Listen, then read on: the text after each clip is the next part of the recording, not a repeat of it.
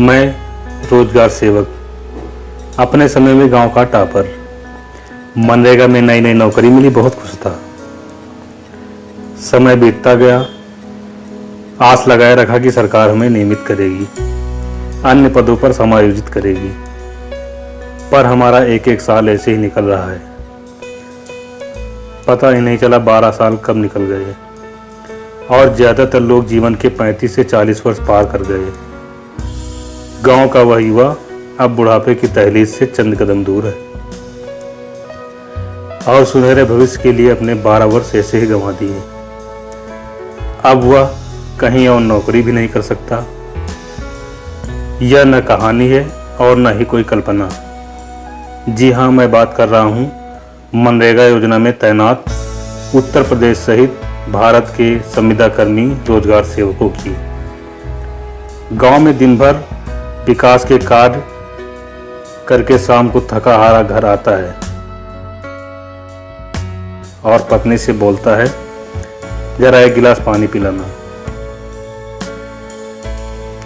तभी उसकी छोटी बेटी व बेटा दौड़ते हुए आए और बोले, पापा हमारे लिए क्या लेकर आए? तो वह थैली में रखी कुछ चॉकलेट बच्चों को देते हुए कहा, बेटा ये लो तुम्हारे लिए। तो बेटी बोली, पापा मिठाई नहीं लाए? वह बोला, बेटा मिठाई कहाँ से लाएं?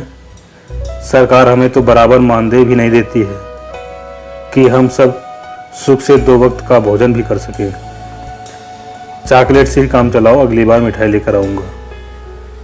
तभी बेटा बोला, पापा हमारे मास्टर जी कह रहे हैं जल्दी स्कूल की फीस भर दो, नहीं तो परीक्षा में बैठने नहीं दूंगा। दुखी मन से उसने कहा, बेटा मास्टर जी से कह देना जल्दी भर देंगे। तभी पत्नी बोली, सुनते हो दूर के रिश्तेदार के यहाँ शादी है, हमें उनको कुछ तो देना ही चाहिए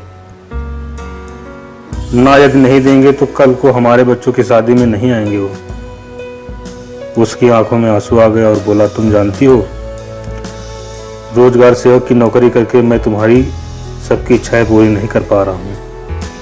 आज 1 लाख रुपए की MIS करवाया हूँ, बदले में 3 रुपए के हिसाब से BDO साहब ने 3000 रुपये मानदेय दिया है। अब तुम ही बताओ, इन 3000 रुपये में बेटे के स्कूल की फीस जमा करूँ या बेटी को मिठाई दिलवाऊँ या रिश्तेदारों की शादी के लिए सामान खरीदूँ?